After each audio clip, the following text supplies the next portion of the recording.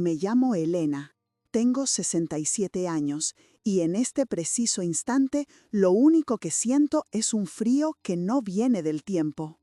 Es 24 de diciembre, Nochebuena, y el termómetro del coche marcaba 2 grados bajo cero cuando aparqué al final de la calle. Pero este frío es diferente. Nace en la boca del estómago, una bola de hielo que me sube por el esófago y me roba el aliento. Mis dedos, agarrotados alrededor de las asas de papel de las 2 bolsas, están blancos, insensibles.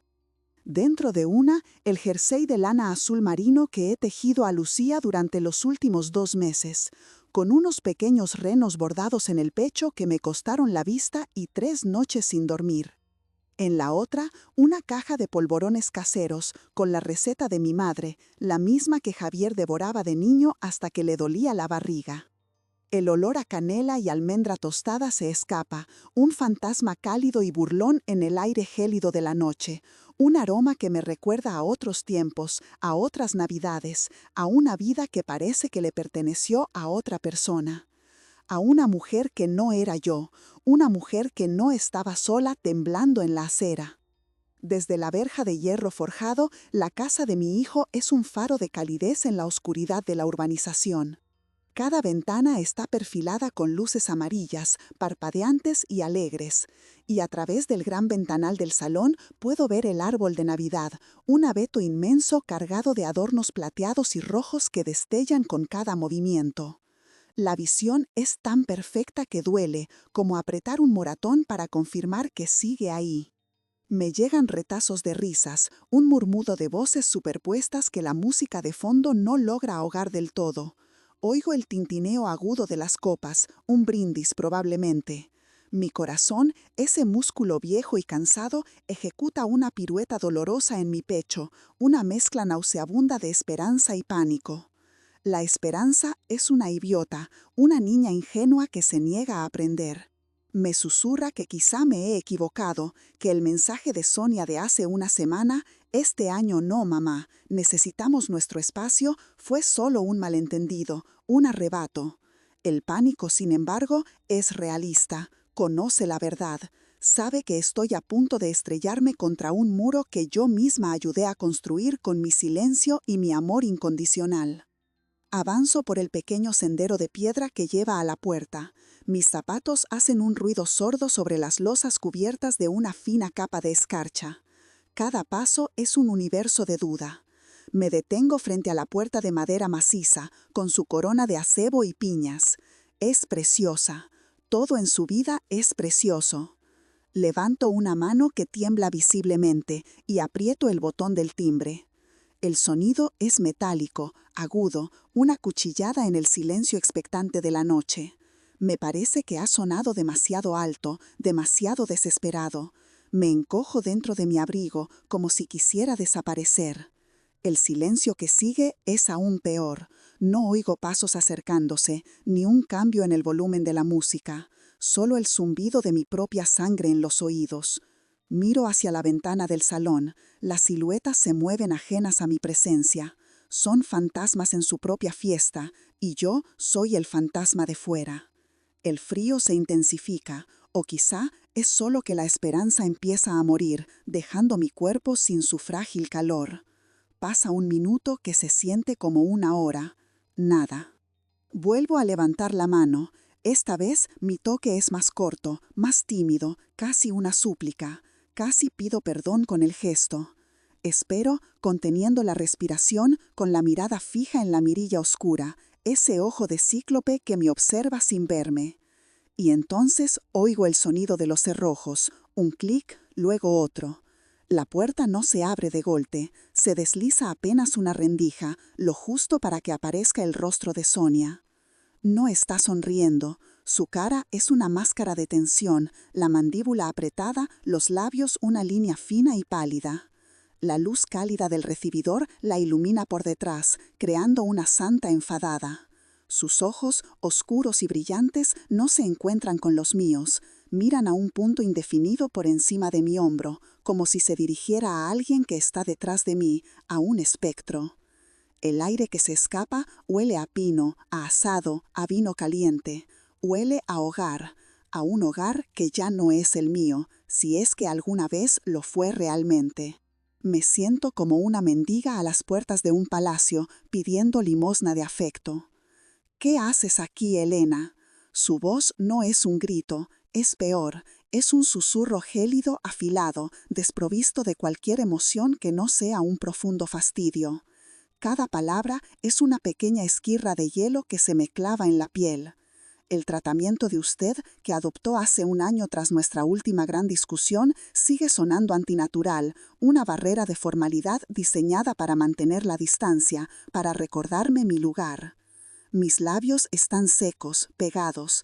Trago saliva con dificultad, intentando encontrar mi propia voz en el pozo de angustia que se ha abierto en mi garganta. Levanto las bolsas de papel arrugado, un gesto instintivo, como una ofrenda de paz a un dios implacable. El jersey de Lucía asoma por el borde de una de ellas, la nariz roja de un reno mirando al mundo con estúpida alegría. Siento que todo mi amor, todo mi esfuerzo de meses está contenido en esas dos bolsas ridículas que ahora parecen pesar 1 tonelada. El peso no es de los regalos, sino de la intención que llevan dentro, una intención que a ella evidentemente le resulta ofensiva. Sonia, hija, es Nochebuena. La palabra hija se me escapa, un vestigio de una intimidad que ya no existe. Me corrijo mentalmente, pero el daño está hecho. La veo tensarse aún más. Solo quería traerle los regalos a la niña y a vosotros. Mi voz suena débil, quebrada, patética a mis propios oídos. Me odio por sonar así, tan desvalida, tan necesitada. Pero no puedo evitarlo. La imagen de mi nieta de 5 años abriendo el jersey que le he tejido con mis propias manos, con su pelo rubio enredado por el sueño en la mañana de Navidad, es el único pensamiento que me ha mantenido en pie estas últimas semanas. Es la película que me he proyectado en la mente una y otra vez para no derrumbarme. Ahora esa película se quema ante mis ojos, consumida por la fría realidad de esta puerta entreabierta y la mirada vacía de la mujer que se casó con mi hijo. Ella no se mueve, no hace ademán de coger las bolsas. Simplemente se queda ahí, bloqueando el paso, juzgándome. Te dijimos que no vinieras. La frase es una sentencia, plana, directa, sin espacio para la negociación o la súplica. Es la confirmación de que no ha habido ningún malentendido. El mensaje fue claro, y yo, en mi estúpida ceguera de madre, me negué a aceptarlo. La desesperación me araña por dentro, buscando una salida. Las palabras se atropellan en mi boca, torpes, inútiles. Pero es mi nieta, es mi hijo. La última palabra se rompe en un sollozo ahogado que consigo tragar a duras penas. Es el nombre de mi hijo lo que me destroza. El niño al que acuné, al que le curé las rodillas raspadas, al que le leí cuentos hasta que se quedaba dormido. Ese niño está a pocos metros de mí, al otro lado de la pared, y es un extraño que permita que su mujer me trate como a una apestada en el día más familiar del año. El dolor es tan físico, tan agudo, que tengo que apoyarme discretamente en el marco de la puerta para no caerme. Siento un mareo repentino, el mundo se inclina sobre su eje. Justo en ese momento, desde las profundidades de la casa, oigo su voz, la voz de Javier, mi Javier. «Sonia, ¿quién es? Cierra ya, mujer, que entra frío y se enfría la cena». Ni siquiera se molesta en levantarse del sofá, ni siquiera tiene la curiosidad o la decencia de asomarse para ver quién llama a su puerta en Nochebuena. Su voz, que una vez fue mi mayor consuelo, ahora es un martillo que golpea el último clavo de mi ataúd emocional.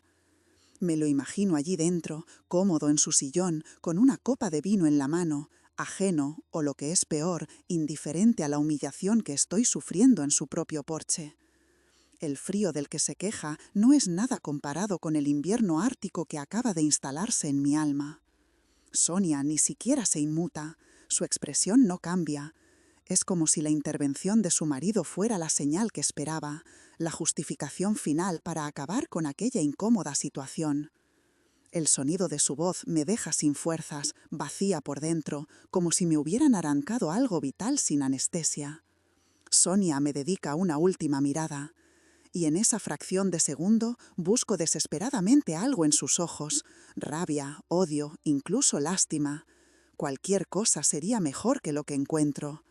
Lo que veo es una indiferencia absoluta, pulcra, devastadora. Es la misma mirada que se le dedica a un vendedor a domicilio inoportuno, a un insecto que se ha colado en casa. Soy una molestia, un problema logístico que hay que resolver antes de seguir con la celebración. No soy su suegra, no soy la abuela de su hija, soy un contratiempo. No puedes estar aquí, Elena, repite, y su voz ahora es firme, la voz de alguien que cierra un trato comercial. Y entonces, sin más, la puerta empieza a moverse, lenta, inexorable. No la empuja con rabia, sino con una eficiencia tranquila que resulta aún más cruel. Veo cómo la rendija de luz cálida se va estrechando, cómo su rostro desaparece en la penumbra, hasta que solo queda la madera oscura y el sonido definitivo del pestillo al encajar en su sitio. Clic. El sonido más definitivo del mundo. Me quedo inmóvil, mirando la puerta cerrada. La corona de acebo parece burlarse de mí. Puedo sentir el calor de la casa a través de la madera, una vibración sutil, la vida que sigue al otro lado sin mí. El viento helado me azota la cara, secándome las lágrimas antes de que tengan tiempo a caer, convirtiéndolas en pequeños cristales en mis mejillas. Me abrazo a mí misma, con las bolsas de los regalos aún colgando de mis manos inertes. ¿Cuánto tiempo estuve así? ¿3 minutos? ¿5? El tiempo se ha detenido, se ha vuelto denso y pegajoso como la melaza. Solo existo yo, el frío, el sonido entrecortado de mi propia respiración y el eco infinito de esa puerta cerrándose en mi cabeza. Una y otra vez. Clic. La humillación es un sabor metálico en la boca, una presión en el pecho que me impide respirar hondo. Quizás tú también has vivido algo parecido. Si es así, escríbelo en los comentarios y dime desde dónde estás viendo esta historia. A veces saber que no estás sola en el dolor es el único consuelo posible. Entonces, una luz intermitente, azul y roja, barre la fachada de la casa en un silencio antinatural. Primero un destello, luego otro. La luz se desliza por las paredes, tiñe la nieve del jardín de coloros fantasmagóricos. Gira en la esquina al final de la calle y se detiene con una suavidad pasmosa justo delante de la verja. Un coche de la Guardia Civil. Mi primer pensamiento, un reflejo condicionado por toda una vida de preocupación, es que algo malo les ha pasado, un accidente, un robo. Un terror ciego y visceral me recorre el cuerpo, borrando por un instante mi propia miseria. El corazón me da un vuelco violento, esta vez de puro miedo por ellos. Olvido la puerta cerrada, la humillación, el frío. Solo puedo pensar en mi hijo, en mi nieta. La idea de que puedan estar en peligro me paraliza. Me quedo petrificada, con los ojos clavados en el vehículo, esperando ver lo peor, preparándome para una noticia que sé que no podría soportar. La puerta del coche patrulla se abre y un agente joven, con la cara sonrosada por el frío y un gesto de cansancio profesional, baja y se acerca hacia mí con paso lento, casi cauteloso. Sus botas crujen sobre la escarcha.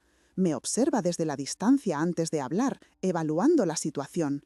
Cuando llega a mi altura, su voz es neutra, entrenada para no revelar nada, pero en sus ojos, bajo la luz parpadeante del coche, creo percibir una extraña mezcla de deber y compasión. «Buenas noches, señora. ¿Se encuentra usted bien?» Asiento con la cabeza, incapaz de articular una sola palabra. La garganta se me ha cerrado por completo, un nudo de músculos tensos que ahoga cualquier intento de hablar. El agente espera pacientemente, sin presionarme.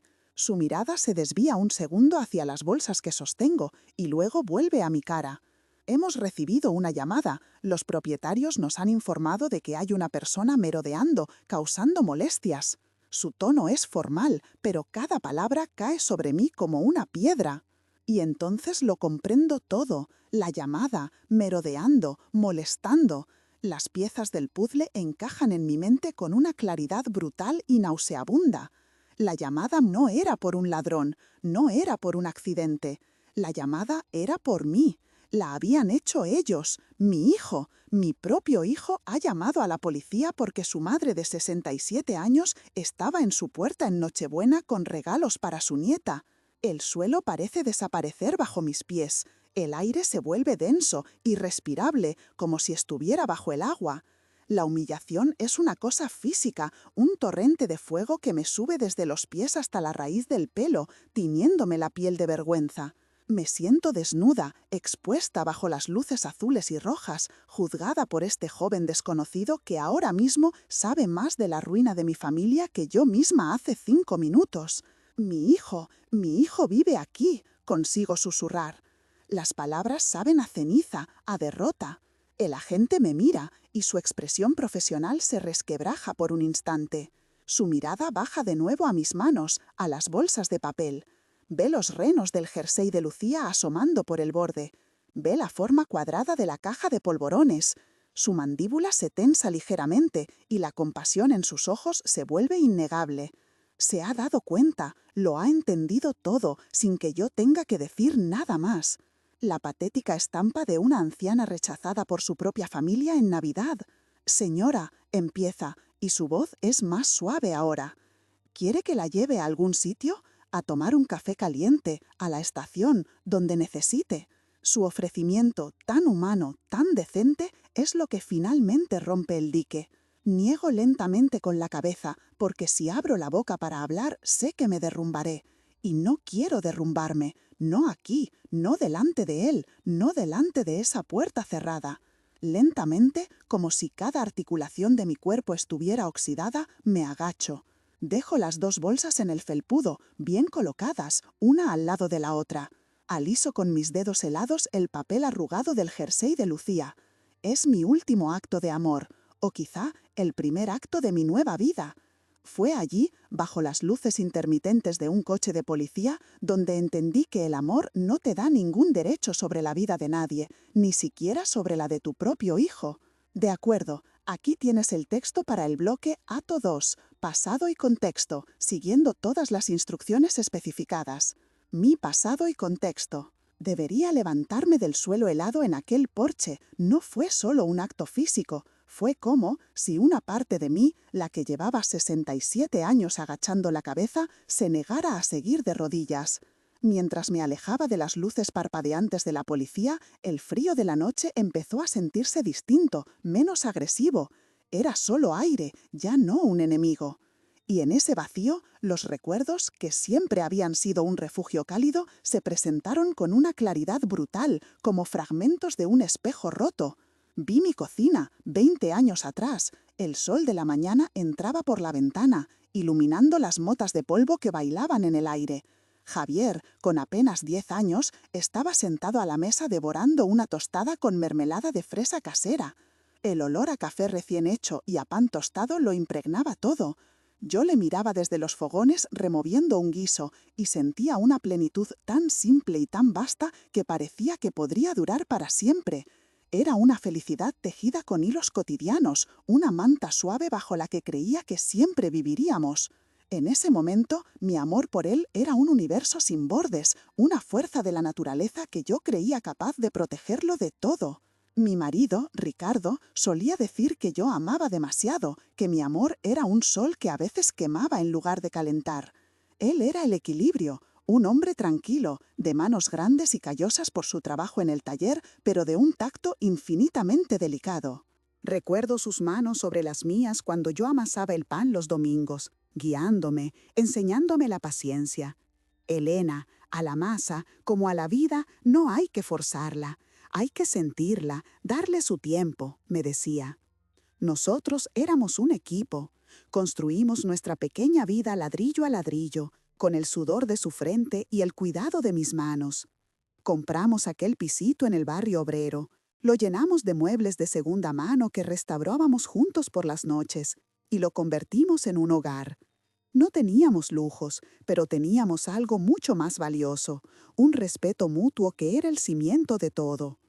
Él entendía mis silencios y yo el cansancio que se escondía detrás de su sonrisa al final del día.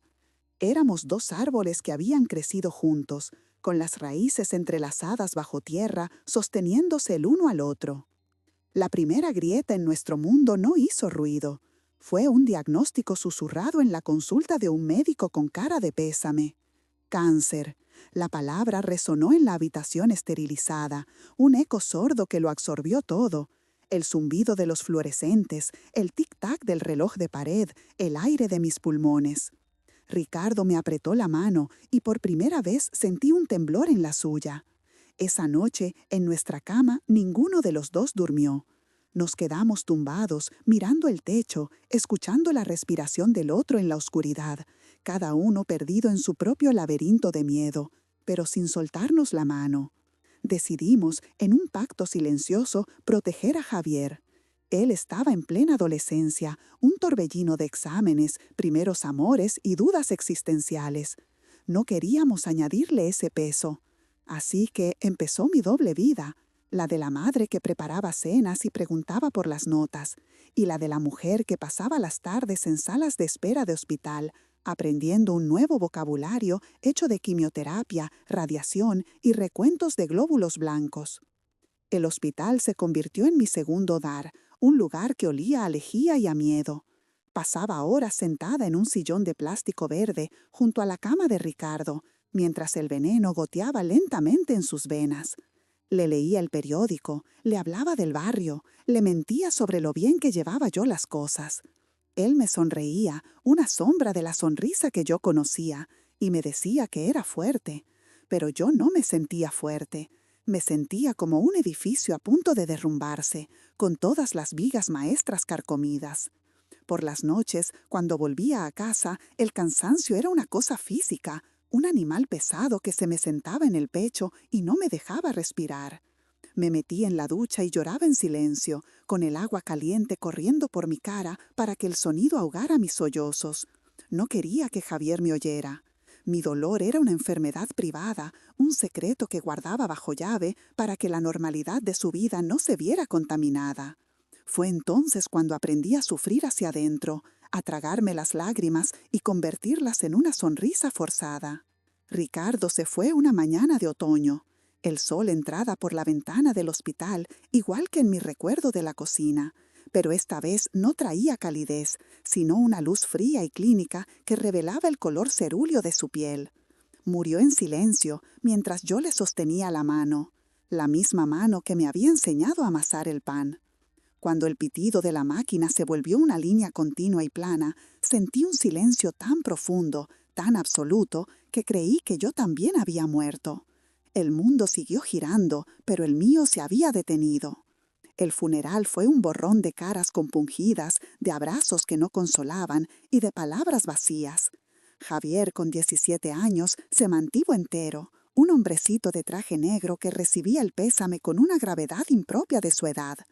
Pero por la noche le oí llorar en su habitación, un llanto ahogado, roto, y mi corazón se partió en 1000 pedazos. Me senté al otro lado de su puerta, sin atreverme a entrar, porque en ese momento comprendí que mi amor ya no era suficiente para protegerlo. El dolor había entrado en nuestra casa y se había sentado a la mesa con nosotros. Después de su muerte, me aferré a Javier como una náufraga a un trozo de madera. Él se convirtió en el centro de mi universo, en mi única razón para levantarme por la mañana. Todo mi amor, toda mi energía, toda la vida que me quedaba, la volqué en él.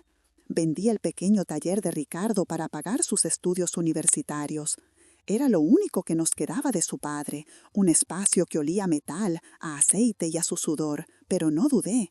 Quería que mi hijo tuviera las oportunidades que nosotros nunca tuvimos. Él estudió económicas en la capital y yo me quedé en nuestro piso, contando los días para que volviera los fines de semana. Le preparaba sus platos favoritos, le lavaba la ropa, le metía dinero en los bolsillos del abrigo sin que se diera cuenta.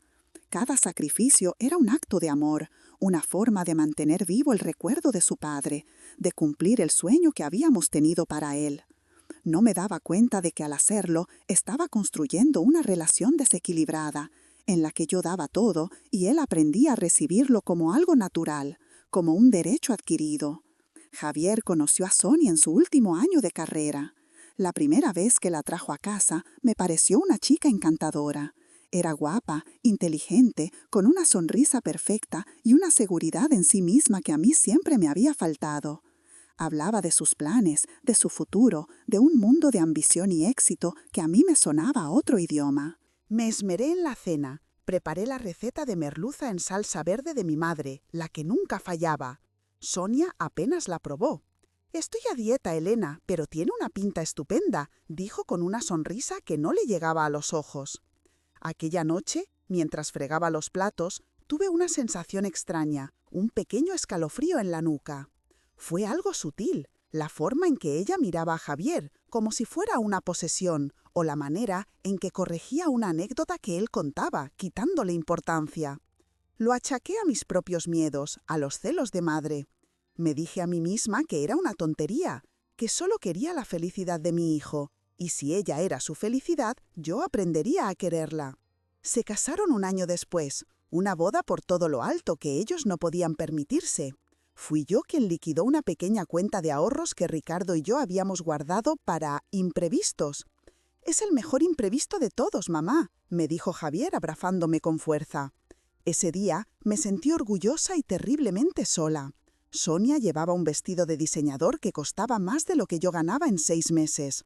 Durante la celebración me trató con una amabilidad estudiada, presentándome a sus amigos importantes como la madre de Javi, siempre con una pequeña apospida que sonaba a disculpa, como «es una mujer muy tradicional» o «ella es de otra generación».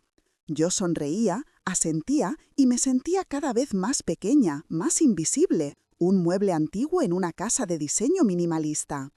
Vi cómo mi hijo la miraba con adoración, pendiente de cada uno de sus gestos, y entendí que había un nuevo centro de gravedad en su vida. Yo había pasado a ser un satélite que orbitaba una distancia cada vez mayor. Los primeros años de su matrimonio estuvieron marcados por mis renuncias silenciosas. Se compraron un chalet en una urbanización a las afueras, un lugar al que yo no podía llegar en transporte público. «Mamá, tienes que sacarte el carné de conducir», me decía Javier por teléfono. Pero con mi pensión de viudedad apenas me llegaba para mis gastos. Así que dependía de que ellos vinieran a buscarme para poder verlos. Las visitas se fueron espaciando, las llamadas se hicieron más cortas. Sonia siempre tenía una excusa. Estaban cansados, tenían mucho trabajo, un compromiso social. Empecé a notar cómo Javier cambiaba. Adoptó el lenguaje de ella, sus opiniones. Si yo le contaba un problema del barrio, él respondía con «Mamá, no te agobies por esas pequeñeces». Mis preocupaciones, mi vida, se habían convertido en pequeñeces. La manipulación de Sonia era sutil, una obra de arte de la ingeniería emocional. Nunca me atacaba directamente. Siempre era a través de una falsa preocupación. «Elena, no deberías llamar tanto a Javier al trabajo, lo desconcentras y se pone muy nervioso». O «Pobrecita, te veo muy sola, ¿no has pensado en apuntarte a alguna actividad para gente de tu edad?». La primera gran traición llegó en forma de préstamo. Querían montar un negocio, una consultoría. Necesitaban 30.000 euros para empezar. «Es una inversión segura, mamá. Te lo devolveremos en un año con intereses», me aseguró Javier, con la misma mirada ilusionada que tenía de niño cuando pedía una bicicleta. Sonia, a su lado, asentía con seriedad, mostrándome gráficos y proyecciones en su ordenador portátil. Fui al banco al día siguiente. Saqué todos los ahorros de mi vida, el dinero que Ricardo y yo habíamos juntado céntimo a céntimo, el colchón que teníamos para mi vejez. El director del banco, un hombre que me conocía desde siempre, intentó disuadirme. «Elena, piénsalo bien, este es tu seguro de vida». Pero yo no le escuché, vi la cara de mi hijo, la promesa de un futuro brillante y firmé los papeles con la mano temblorosa. Les di el dinero en un sobre. Javier me abrazó, emocionado. Sonia me dio 2 besos al aire y dijo: «Sabíamos que podíamos contigo, Elena. Eres la mejor». Nunca volví a ver ese dinero. El negocio no fue bien, o eso me dijeron. Las excusas eran siempre las mismas: la crisis, un cliente que no pagaba, una inversión que salió mal. Dejaron de hablar del tema. Si yo insinuaba algo, con la boca pequeña, muerta de vergüenza por tener que reclamar lo que era mío, la reacción era siempre la misma. Javier se ponía a la defensiva, con el rostro contraído por la culpa y la irritación. Mamá, por favor, no empieces ahora con eso, bastante tenemos ya encima. Y Sonia intervenía, con su voz calmada y venenosa, como la mediadora perfecta.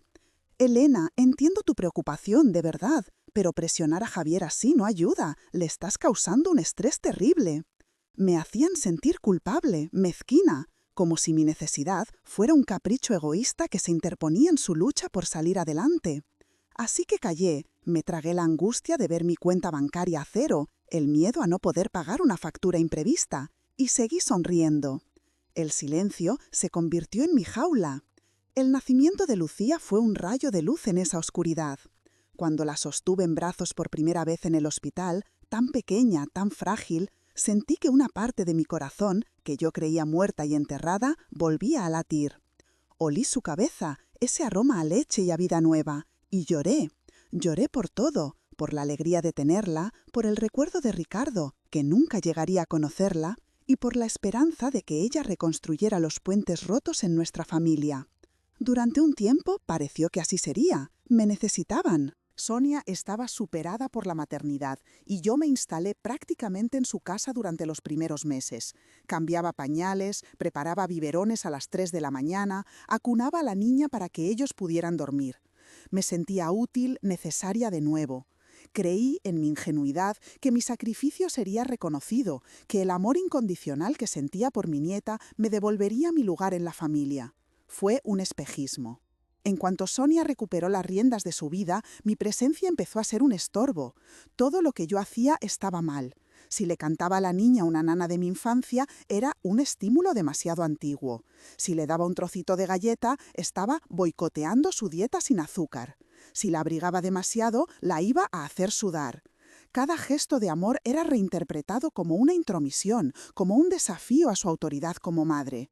Las visitas se convirtieron en exámenes que yo nunca aprobaba.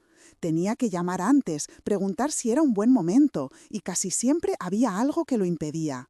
La niña tenía una clase de estimulación temprana, una revisión pediátrica, una cita para jugar con otros niños de su edad.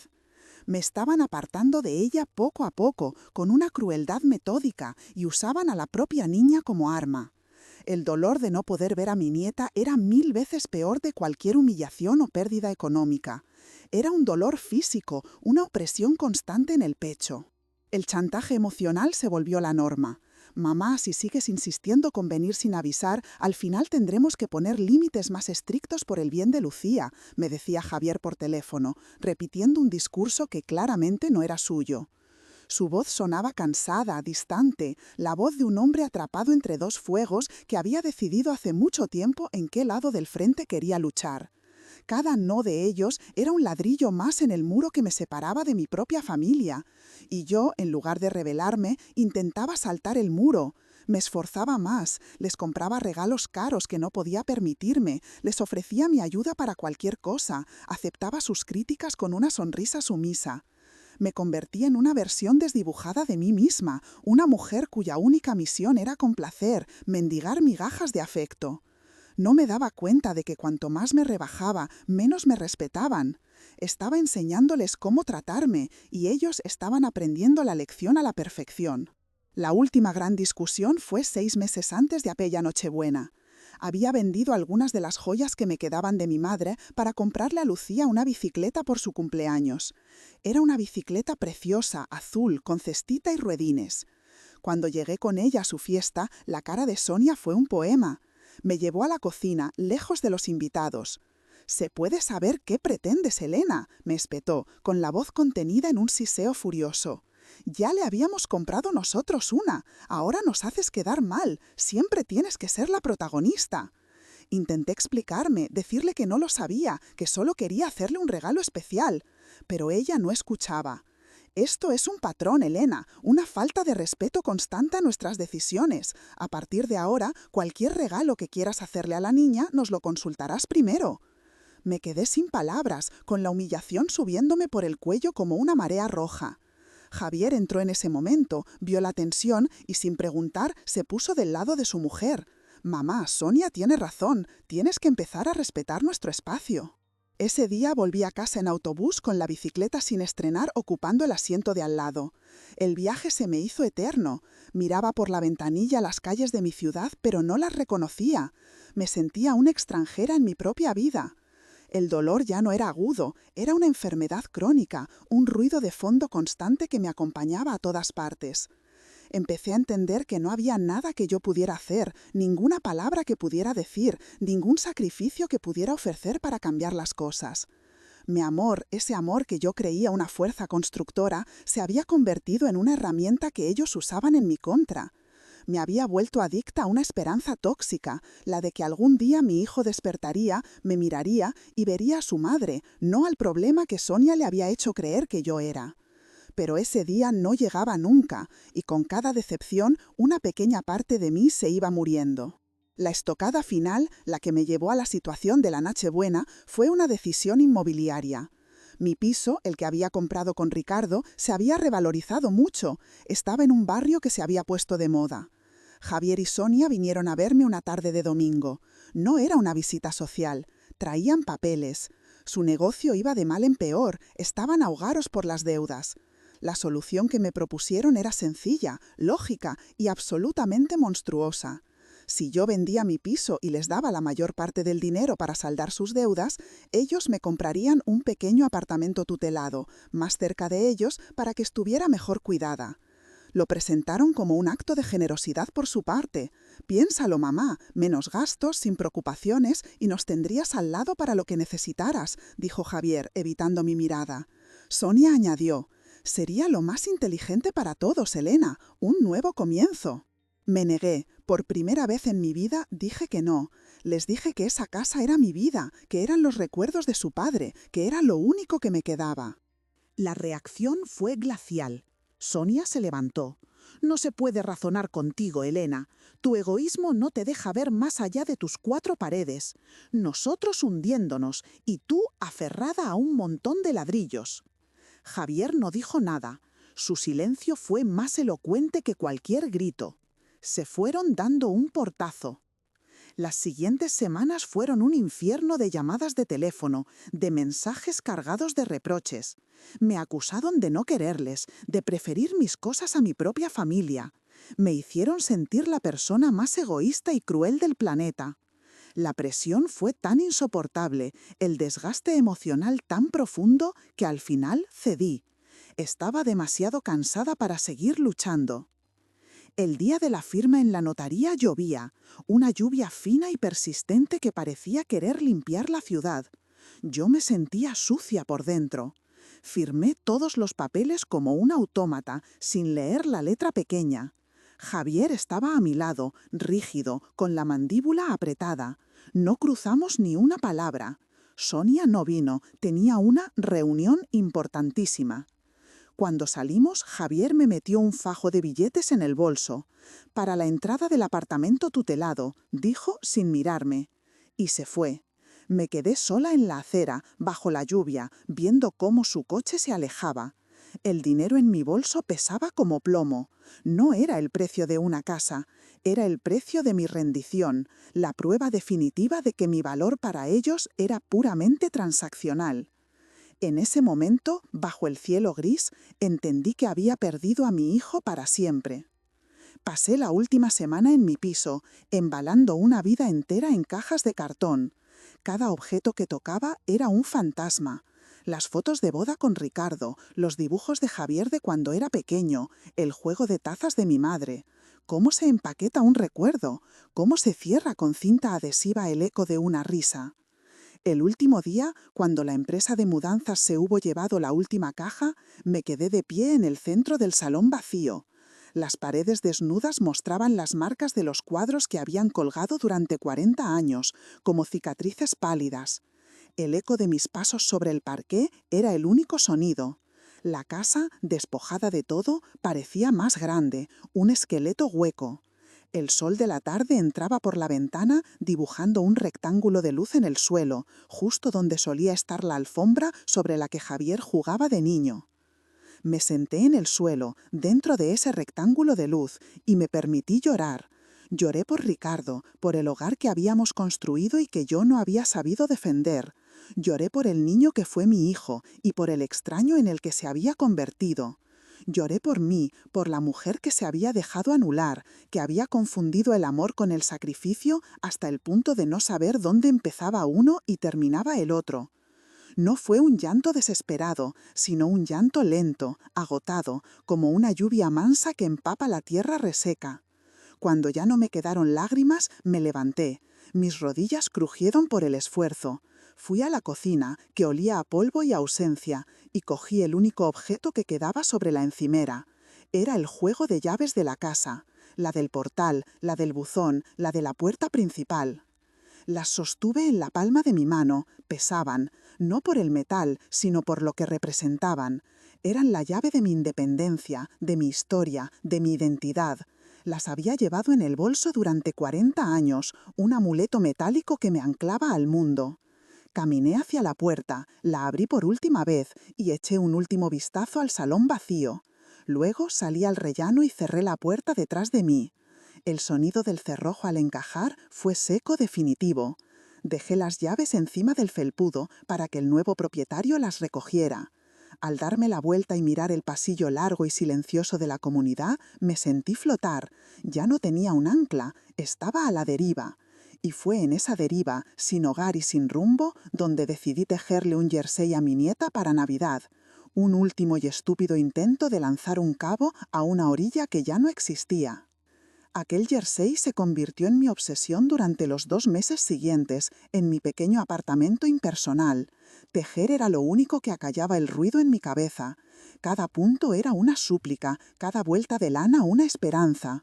Bordé los pequeños renos en el pecho con un hilo rojo brillante, imaginando la sonrisa de Lucía al verlos.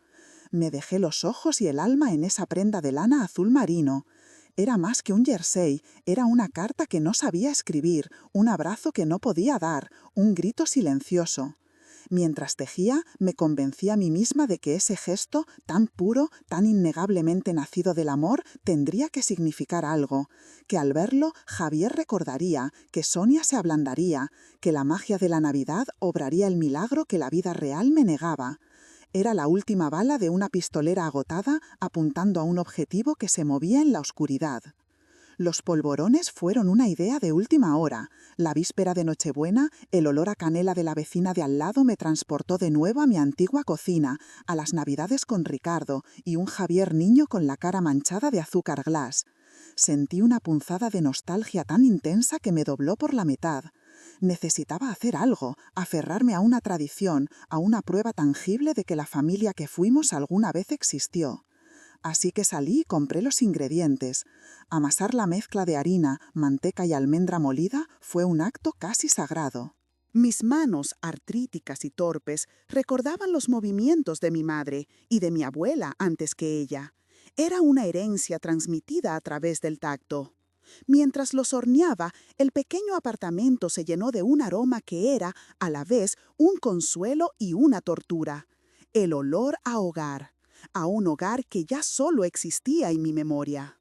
Cuando metí los polvorones, aún calientes, en la caja de latón de mi madre y doblé con cuidado el jersey de Lucía en la bolsa de papel, me sentí armada. No con armas, sino con pruebas.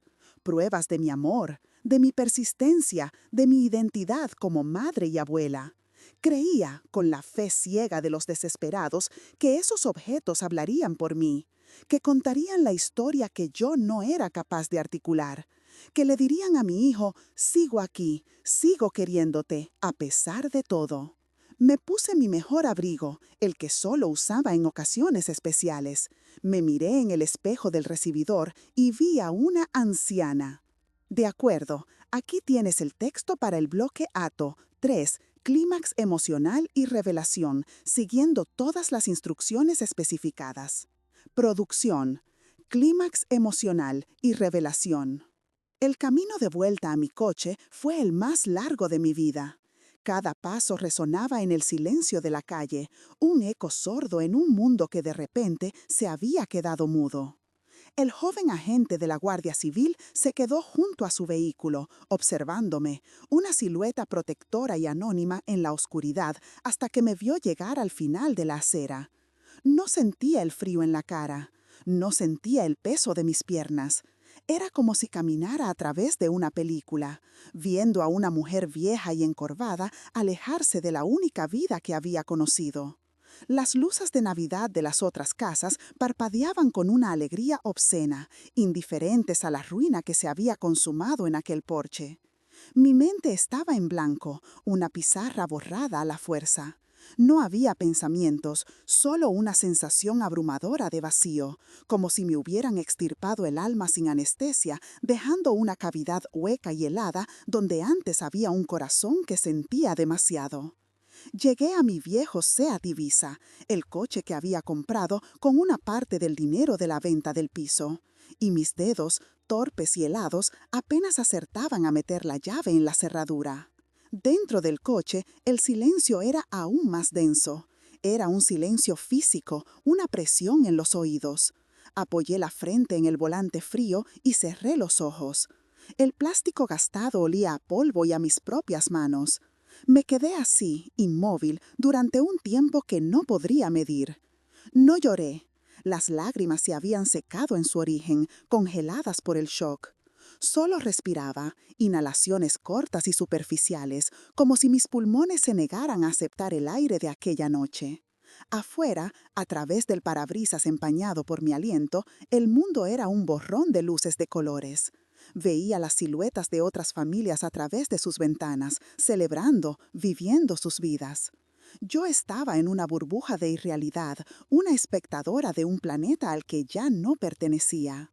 La humillación de la llamada a la policía, la imagen del rostro indiferente de Sonia, la voz de Javier pidiendo que cerrara la puerta, todo se repetía en mi cabeza, no como un recuerdo doloroso, sino como un hecho clínico, un diagnóstico final e inapelable de una enfermedad que llevaba años incubándose.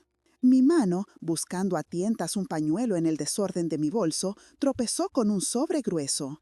Era el sobre que Javier me había dado al salir de la notaría el día que firmé la venta de mi casa. Lo había metido ahí sin mirarlo, demasiado aturdida, demasiado rota para procesar nada más. Lo saqué. Dentro estaba el fajo de billetes que me había dicho que era para la entrada del apartamento tutelado. Pero debajo del dinero, doblado en 4, había un folio, un papel que no había visto antes. Con las manos todavía temblorosas, no por el frío, sino por un presentimiento terrible, lo desdoblé bajo la débil luz del interior del coche. No era una carta, era un documento, escrito a ordenador con un lenguaje legal y frío, impersonal. El encabezado decía: Acuerdo privado de manutención y renuncia de derechos sucesorios. Mi respiración se detuvo en mi garganta. Empecé a leer y cada palabra era un clavo más martillado lentamente en la tapa de mi ataúd. El documento, redactado por un abogado cuyo nombre no reconocía, detallaba con una precisión quirúrgica los términos de mi nueva vida. Estipulaba que el dinero que me entregaban, una cantidad que ahora veía escrita y me parecía ridícula en comparación con el valor real de mi piso, constituía un pago único y final. A cambio de esa generosa ayuda para asegurar una vejez digna, yo renunciaba formalmente a cualquier futura reclamación económica, a mi derecho a la legítima herencia sobre sus bienes y, aquí venía la frase que me rompió por dentro, a realizar visitas no programadas o a establecer contactos sin el consentimiento explícito y por escrito de ambas partes. Era un contrato de destierro, una orden de alejamiento disfrazada de acuerdo legal. No era una solución para cuidarme. Era la compra de mi silencio y de mi ausencia. Era el precio que le habían puesto a mi desaparición de sus vidas. El aire se volvió de repente tan espeso como el cemento, imposible de inhalar. El texto seguía, cada cláusula más cruel que la anterior. Se especificaba que cualquier regalo o ayuda económica futura por mi parte sería considerada una donación pura e irrevocable, sin que generase ningún tipo de obligación de gratitud o reciprocidad. Había un apartado sobre la comunicación, limitándola a una llamada semanal de no más de 15 minutos, en un horario preestablecido, para no interferir en la dinámica familiar y el desarrollo de la menor. La menor. Ni siquiera usaban su nombre. Lucía se había convertido en una cláusula de un contrato. Mi nieta era un activo que debían proteger de mi influencia. El mundo empezó a dar vueltas a mi alrededor. Las luces de la calle se convirtieron en estelas borrosas que giraban sin control. El papel temblaba en mis manos, las letras bailaban ante mis ojos, fusionándose en una mancha negra e incomprensible. Sentí un sudor frío recorrer mi espalda, mientras el corazón me latía en las sienes con una violencia que amenazaba con hacerme estallar la cabeza. Y entonces, al final del documento, vi lo peor. No era una cláusula legal. Eran unas líneas escritas a mano, con una caligrafía que reconocería en cualquier parte. La de Javier. Decía: «Mamá, por favor, firma esto y devuélvenoslo. Es por el bien de todos. Necesitamos pasar página y empezar de cero, sin las cargas del pasado. Sonia ha encontrado un apartamento tutelado muy bueno para ti. Estarás bien, es lo mejor». No había un te quiero, no había una disculpa, solo una petición burocrática, una orden para que completara el papeleo de mi propia aniquilación emocional. Su firma, pequeña y casi ilegible, estaba estampada al lado de la de Sonia, mucho más grande y segura. En ese instante comprendí la verdad en toda su monstruosa dimensión. La Nochebuena, el rechazo en la puerta, la llamada a la policía, no habían sido un arrebato, había sido una estrategia. Querían provocar una ruptura definitiva para justificar la aplicación de este contrato. Necesitaban que yo fuera la que causara el problema para poder presentar su crueldad como una consecuencia lógica de mis actos. El aire, necesitaba aire. Bajé la ventanilla con la manivela, mis músculos no respondían bien y una ráfaga de aire gélido me golpeó la cara. Pero no fue suficiente.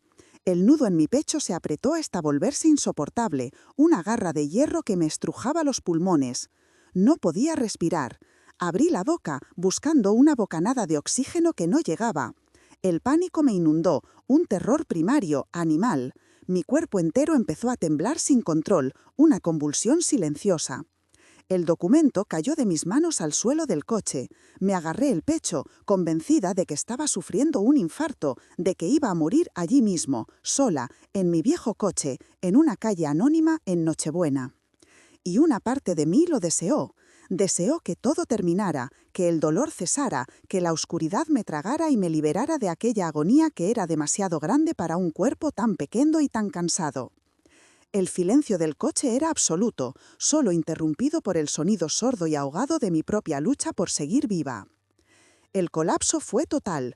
Durante varios minutos, mi conciencia se desvaneció en una neblina gris, un limbo entre el desmayo y la vigilia.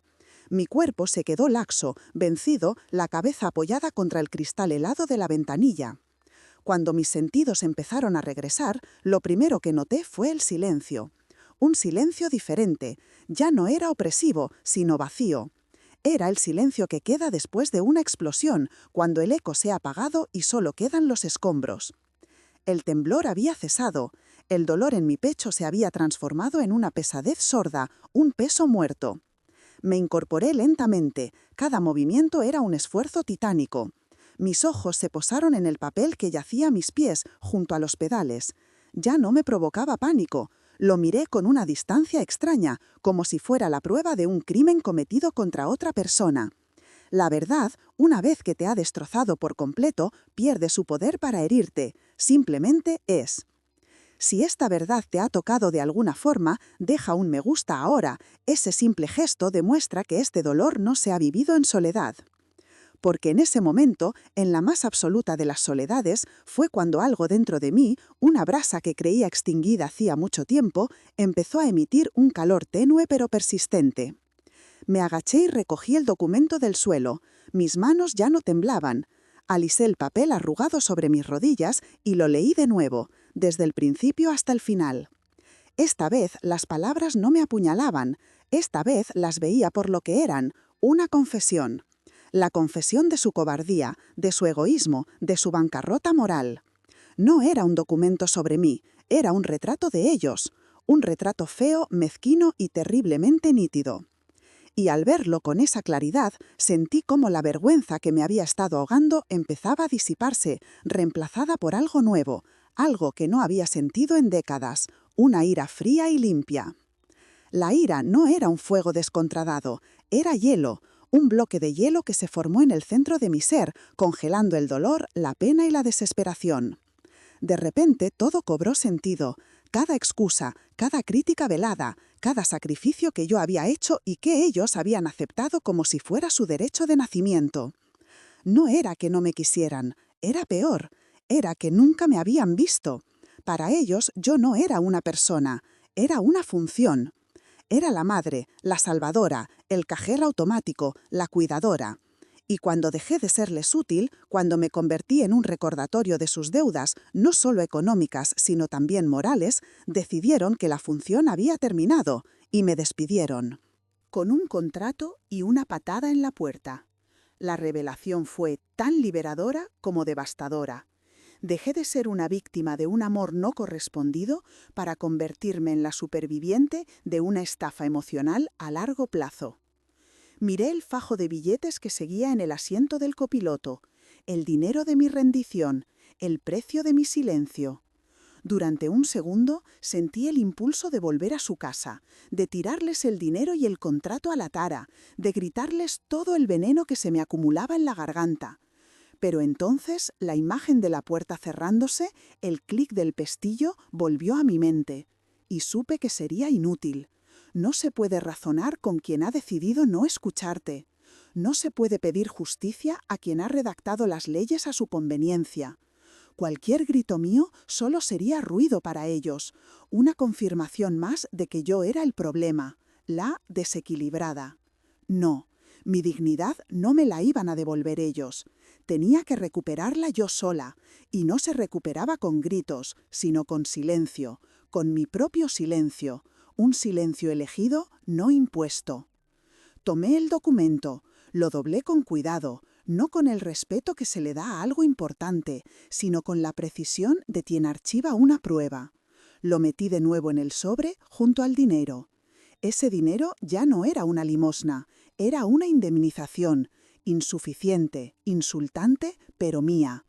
Era el único capital que tenía para empezar de nuevo, y lo iba a usar, no para un apartamento tutelado donde esperar la muerte, vigilada y controlada por ellos, sino para mí, para encontrar un lugar, por pequeño que fuera, donde nadie me dijera cuándo podía hablar o a quién podía ver. Un lugar donde mis recuerdos no fueran considerados cargas del pasado. Un lugar donde pudiera volver a ser Elena, y no solo la madre de. La decisión se instaló en mi mente, no como un plan elaborado, sino como una certeza absoluta, la única verdad sólida en un mundo que se había licuado bajo mis pies. Giré la llave en el contacto. El motor de mi viejo coche tosió un par de veces y luego cobró vida con un ronroneo familiar y tranquilizador. Encendí la calefacción y el aire caliente empezó a descongelar el vaho de los cristales, abriendo una ventana clara al mundo exterior. Miré por el retrovisor. La casa de mi hijo, con sus luces parpadeantes, se veía pequeña y lejana, como un recuerdo de otra vida. Ya no sentía la necesidad de mirar atrás. No había nada para mí en esa calle, en esa ciudad, en esa historia. El amor no se mendiga, la dignidad no se negocia, y la paz no se encuentra donde te han declarado la guerra. Puse la primera marcha. El coche se movió con suavidad, alejándose de la acera. No sabía a dónde iba, pero por primera vez en muchísimos años sentía que estaba al volante de mi propia vida. Mientras conducía por las calles vacías de la ciudad dormida, un pensamiento se abrió paso a través del hielo de mi ira, una pequeña flor de primavera en un paisaje invernal. Pensé en el jersey de Lucía, en los renos de hilo rojo y en los polvorones con la receta de mi madre, abandonados en aquel felpudo. Y no sentí pena. Sentí que había dejado atrás lo último que me ataba a ellos. No eran regalos, eran las cadenas de una esperanza inútil que yo misma me había forjado. Al dejarlos allí, no había abandonado mi amor, me había liberado de la obligación de sentirlo. El amor, el de verdad, el que Ricardo me había enseñado, era un puente de dos direcciones, construido con respeto mutuo. El mío se había convertido en un camino de un solo sentido, que llevaba a un precipicio. Y esa noche, por fin, había decidido dar la vuelta antes de caer. Dejaba de pedir amor, empezaba a construir, para mí, un refugio de paz. Claro, Aquí tienes el texto para el bloque A4, Justicia y Resolución, compuesto por 10 párrafos y siguiendo rigurosamente todas las instrucciones proporcionadas. Por una noche anónima, mi nueva vida la pasé en un hotel anónimo de carretera, de esos con nombres genéricos como El Cruce o El Viajero.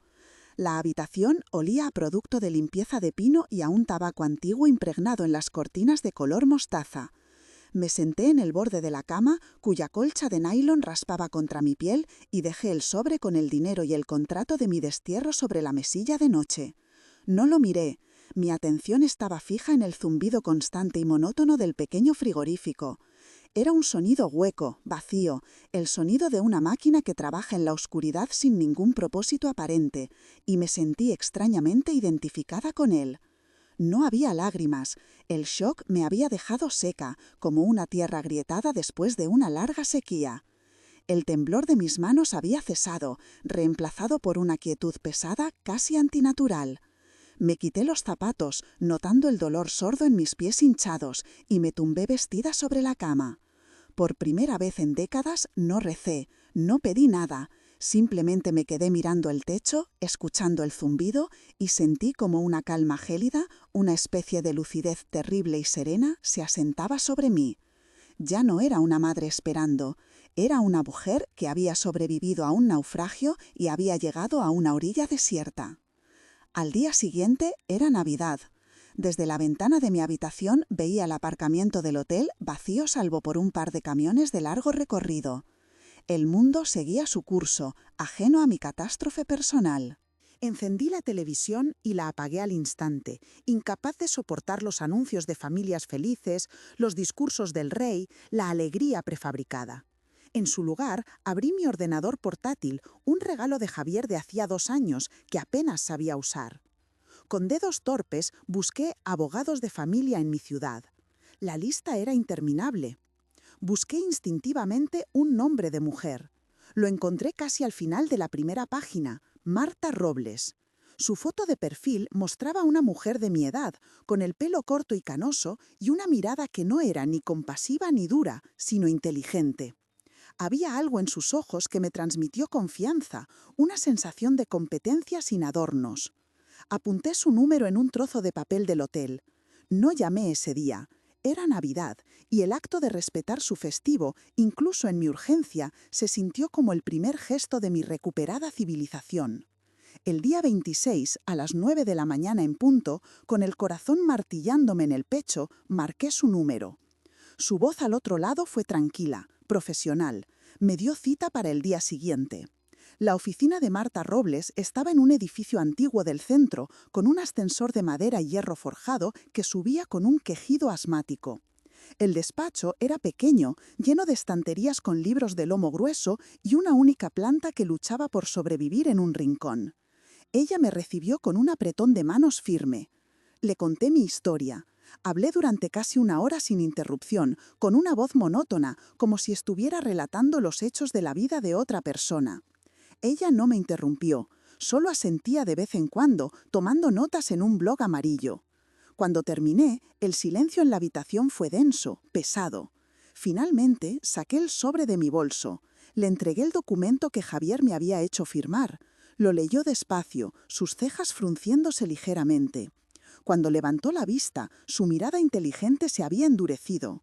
«Elena», dijo, y su voz era grave, «esto que tiene usted aquí no es un acuerdo, es un documento de extorsión. No tiene ninguna validez legal, pero sí tiene un valor incalculable. Es una confesión por escrito». Por primera vez en 48 horas sentí que el aire volvía a entrar en mis pulmones. La validación de aquella extraña, su fría indignación profesional fue como un bálsamo. Marta me explicó el plan con una claridad que me ancló a la realidad.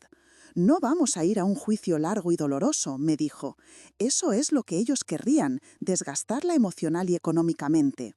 Vamos a hacer algo mucho más efectivo». Se inclinó sobre su escritorio. «Les enviaremos un burofax. Es una comunicación con valor de prueba legal, imposible de ignorar. En él declararemos nulo el acuerdo de venta de su piso por vicio en el consentimiento, coacción e intimidación emocional. Les ofreceremos 2 opciones. O le devuelven su casa libre de cargas o le pagan el valor de mercado real y actual, que según mis estimaciones es casi el doble de lo que le dieron, más una compensación por daños morales. Tienen 72 horas para responder. Si no lo hacen, la demanda se interpondrá al día siguiente y nos aseguraremos de que todos sus clientes y vecinos sepan que están siendo demandados por estafar a su propia madre anciana.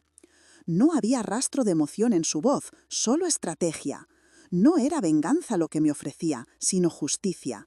Una justicia fría, burocrática y por eso mismo absolutamente demoledora. Asentí, sintiendo cómo el bloque de hielo en mi interior empezaba por fin a resquebrajarse. Los días siguientes los pasé en una especie de limbo. Siguiendo el consejo de Marta, alquilé un pequeño apartamento amueblado con el dinero que me quedaba. Era impersonal, con muebles que no eran míos y paredes que no tenían mi historia, pero era un refugio, mi refugio. El primer día compré una cafetera, un juego de sábanas de algodón blanco y una pequeña maceta con un geranio rojo. Eran actos pequeños, casi insignificantes, pero se sentían como la fundación de un nuevo mundo. Pasaba las horas en silencio, leyendo, escuchando la radio. El silencio ya no era un enemigo, un recordatorio de mi soledad. Se había convertido en un espacio para respirar, para pensar, para oír mis propios pensamientos sin el ruido constante de las expectativas de los demás. Empecé a dormir noches enteras por primera vez en años, un sueño profundo y sin pesadillas.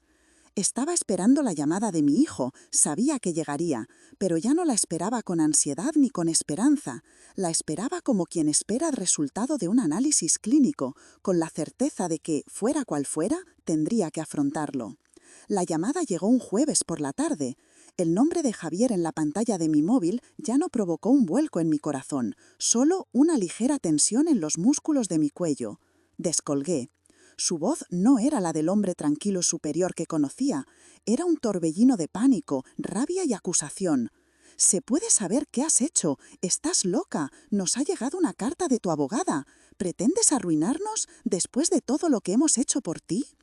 Escuché su torrente de palabras sin interrumpir. Cada frase era una confirmación de que había tomado la decisión correcta.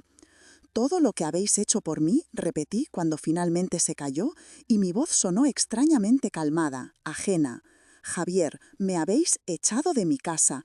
Habéis llamado a la policía para quitarme de vuestra puerta en Nochebuena. Me habéis hecho firmar un papel para desterrarme de vuestras vidas. No te equivoques. Yo no estoy haciendo nada, solo estoy respondiendo a vuestras acciones». El silencio al otro lado de la línea fue atronador. Pude oír la respiración agitada de mi hijo, el sonido de un hombre que se da cuenta de que ha perdido el control del relato. «Pero, mamá, es que no lo entiendes. El negocio, las deudas, Sonia está destrozada. Nos vas a obligar a vender la casa», suplicó, su voz rota, infantil. Y en ese momento lo vi con una claridad meridiana. No veía a un hombre, veía al niño egoísta que siempre había sido. El niño al que yo había enseñado que el mundo giraba a su alrededor, que mis sacrificios eran ilimitados. «Sí», dije, y la palabra fue tan fría y afilada como un trozo de cristal. «Esa es la consecuencia de vuestras decisiones. Queríais mi dinero, mi casa, ahora tenéis que pagar el precio». Esto ya no es una conversación entre una madre y un hijo, Javier. Esto es una transacción. El mismo lenguaje que vosotros utilizasteis conmigo. Pude oír a Sonia de fondo, un susurro siseante. «Dile que pare, que lo arreglaremos». Pero yo ya no estaba escuchando. «Hablad con mi abogada», dije, y sin esperar respuesta, colgué. Dejar el teléfono sobre la mesa fue como cerrar la puerta más pesada de mi vida. No sentí triunfo ni alegría, solo un vacío inmenso, y en el fondo de ese vacío, el primer brote de paz. Una semana después, Marta me llamó. Habían aceptado todas las condiciones. Venderían el chalet para pagarme la cantidad estipulada. El acuerdo se firmaría ante notario, sin que tuviéramos que volver a vernos. La justicia, al final, no había sido un relámpago en el cielo, sino el lento y pesado girar de los engranajes de la ley. La consecuencia de sus actos no fue una epifanía moral, sino una catástrofe financiera. Perdieron su casa de ensueño, su estatus social, la fachada de perfección que con tanto esmero habían construido. Sufrían, sí, pero sufrían por las razones equivocadas. Sufrían por lo que habían perdido, no por lo que habían hecho. Comprendí que nunca se arrepentirían, que nunca entenderían el alcance del daño que me habían causado. Y extrañamente, esa certeza me liberó. Dejé de esperar una disculpa que nunca llegaría. Dejé de necesitar su arrepentimiento para poder sanar. Mi curación ya no dependía de ellos, dependía solo de mí. La justicia no me había devuelto a mi hijo, me había devuelto a mí misma. Ha pasado un año, vivo en un pequeño piso con un balcón lleno de geranios rojos. La luz del sol entra por las mañanas e ilumina la cocina, y a veces el olor del café me recuerda aquella mañana de hace 20 años. Pero el recuerdo ya no duele, es solo eso, un recuerdo, una fotografía en un álbum que puedo elegir mirar o no. Esta mañana me he sentado con una taza de café caliente y una hoja de papel en blanco. He empezado a escribir una carta. Querido Ricardo, he escrito, le he contado todo, la venta de la casa, la Nochebuena, el contrato, la abogada. Le he hablado de Lucía, de su pelo rubio que seguramente ya no está enredado por el sueño, sino peinado en 2 trenzas perfectas por Sonia. Le he contado que a veces, cuando veo a una abuela con su nieta por la calle, siento una punzada, un eco del dolor, pero que ya no me rompe. Es una cicatriz, una prueba de que la herida existió, pero que ha cerrado. Le he dicho que no odio a Javier, que eso sería seguir atada a él, y que he elegido ser libre. Cuando he terminado de escribir, he doblado la carta con cuidado. No la he metido en un sobre. No hay dirección a la que enviarla. La he guardado en una pequeña caja de madera donde conservo sus fotos y la receta de los polvorones de mi madre. Es una carta para mí, un punto final a una historia que necesitaba ser contada para poder cerrarse. He abierto la puerta del balcón y salí. El aire de la mañana es fresco, limpio.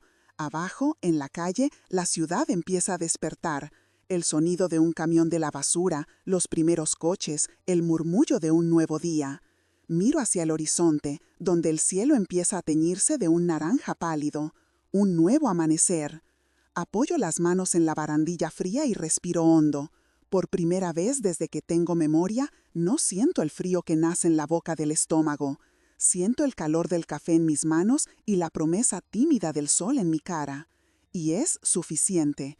Estoy en paz. De acuerdo, aquí tienes el texto para el bloque Ato 5, epílogo y reflexión, siguiendo todas las instrucciones especificadas. 3.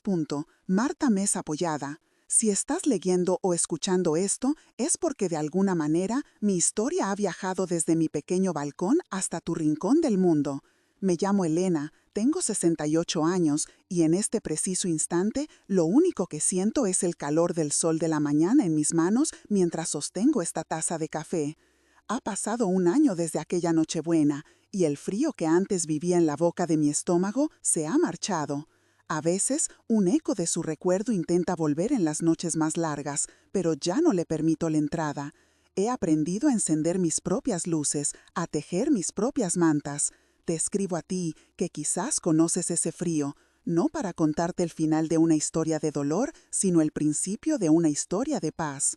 Quiero hablarte no como a un espectador, sino como a un compañero de viaje, porque las lecciones más duras de la vida, cuando se comparten, se convierten en faros que pueden guiar a otros en su propia oscuridad. Y la primera lección, la más importante que he aprendido, es la que quiero regalarte hoy, con la esperanza de que te ahorre un largo camino de sufrimiento. Nunca, y escúchame bien, nunca mendigues amor, ni siquiera a tus propios hijos. El amor no es una limosna que se pide en la puerta de nadie. Es un fuego que se comparte entre 2 hogares que arden con su propia llama. Durante años, yo creí que mi amor incondicional era una virtud, una fuerza capaz de construir puentes sobre cualquier abismo. Pero me equivoqué. Mi amor se había convertido en una herramienta para mi propia sumisión. Cada sacrificio, cada renuncia silenciosa, cada vez que tragaba mi dolor para no molestar, era un acto de mendicidad. El jersey que tejí, los polvorones que horneé, no eran regalos, Eran mis manos extendidas pidiendo una migaja de afecto. Y cuando mendigas, le enseñas al otro que tu amor no tiene valor, que se puede pisotear. Ofrece tu amor, sí, con toda la generosidad de tu alma, pero ofrécelo de pie, con la cabeza alta, y si no es recibido con el mismo respeto y calidez, date la vuelta y sigue tu camino. Tu dignidad es el único hogar que nadie te podrá quitar jamás. He aprendido también que la palabra familia es mucho más que un lazo de sangre. La sangre te hace pariente, pero solo la lealtad, el respeto y el cuidado mutuo te convierten en familia. El dolor más grande no fue el portazo, ni siquiera la llamada a la policía. Fue la revelación de que yo era una extraña en la vida de mi hijo, una pieza de un pasado que querían desechar para construir su futuro brillante. Y aceptar eso, aceptar que la familia que yo creía tener ya no existía, fue el paso más difícil y más liberador. Porque cuando dejas de intentar encajar en un cuadro donde ya no hay sitio para ti, eres libre de pintar el tuyo propio. Mi familia ahora son mis vecinas con las que tomo café por las tardes. Es Marta, mi abogada, que se convirtió en una roca inesperada. Es el joven agente de policía, cuyo gesto de humanidad en mi peor noche me recordó que la bondad existe en los lugares más insospechados. La familia es ese lugar donde puedes ser tú, sin miedo y sin máscaras. Y a veces, ese lugar tienes que construirlo tú misma, ladrillo a ladrillo. Mucha gente, al oír mi historia, me pregunta si he perdonado a Javier y a Sonia. Y la respuesta es compleja. El perdón, tal y como yo lo entiendo ahora, no es un acto de absolución para ellos. No es decir lo que hicisteis no importa, porque sí que importó, me rompió en 1000 pedazos. El perdón fue un acto de egoísmo puro y necesario. Fue mi decisión de soltar la piedra ardiente que sostenía. No porque ellos merecieran que la soltara, sino porque me estaba quemando a mí. Perdonar fue dejar de esperar una disculpa que nunca llegará.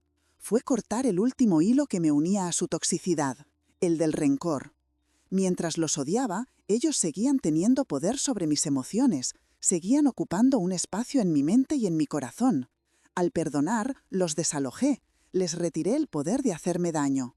Los convertí en un recuerdo, en una lección aprendida, y recuperé todo ese espacio para llenarlo de paz, de geranios rojos y del olor a pan recién hecho. Aquella noche, al alejarme de las luces intermitentes de la policía, sentí que cada paso me devolvía un trozo de mí misma. Durante años, mi identidad había estado ligada a ser la madre de, la esposa de, la abuela de.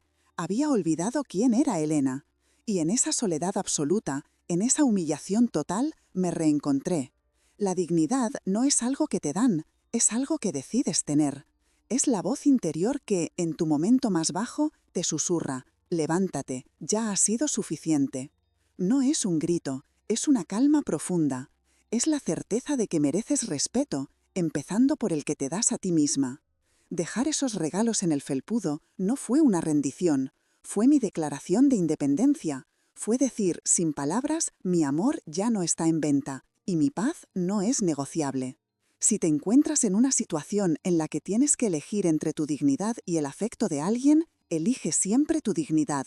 El afecto que te obliga a renunciar a ella, créeme, no es amor. Mi historia, aunque nació en un pequeño rincón de España, sé que tiene ecos en muchos corazones alrededor del mundo, porque el lenguaje del dolor y de la esperanza es universal. Y hoy me siento menos sola sabiendo que tú estás ahí, al otro lado de esta pantalla, escuchando. Me llena de curiosidad y de ternura imaginar hasta dónde han viajado mis palabras, en qué casas han entrado, a qué vidas han tocado. Por eso quiero pedirte algo, muy sencillo.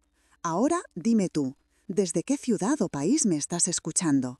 Quiero saber dónde ha llegado esta historia, trazar un mapa invisible de conexiones humanas, sentir que a pesar de las distancias estamos todos un poco más cerca, unidos por las mismas batallas del corazón.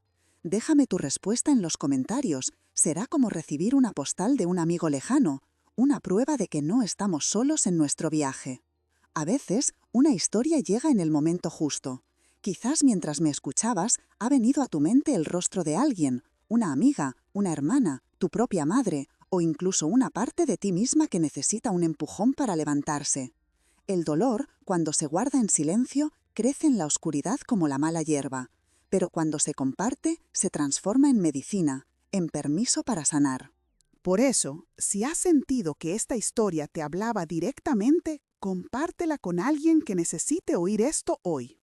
No sabes el poder que puede tener tu gesto.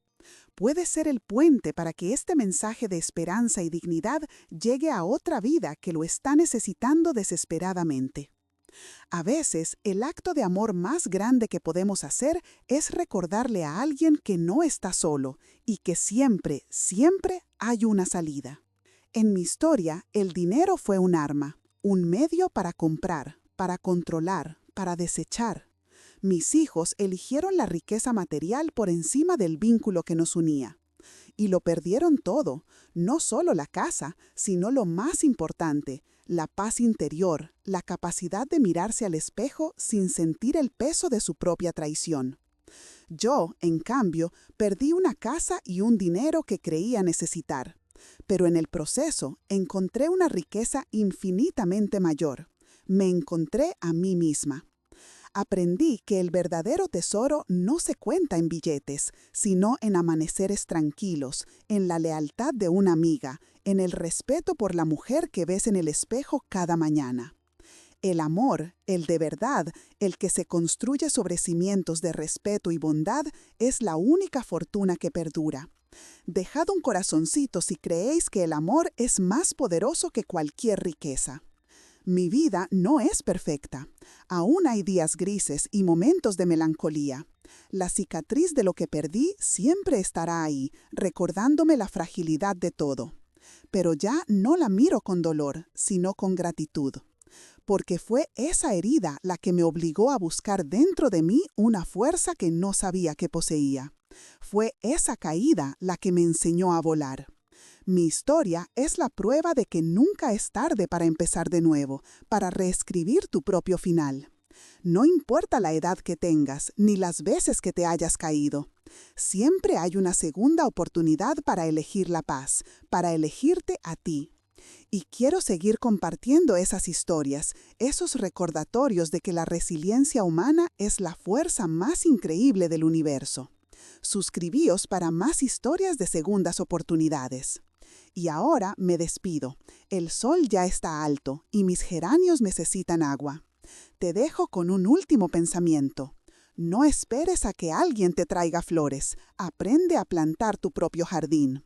Cuida de ti, respétate y construye una vida tan hermosa que no necesites la aprobación de nadie para sentirte plena. Que la paz que yo encontré encuentre también el camino hasta tu corazón y eche raíces. Gracias por escucharme. Gracias por formar parte de este nuevo capítulo de mi vida. Ha sido un honor compartir mi viaje contigo, con todo el cariño de una mujer que aprendió a abrigarse sola. Elena.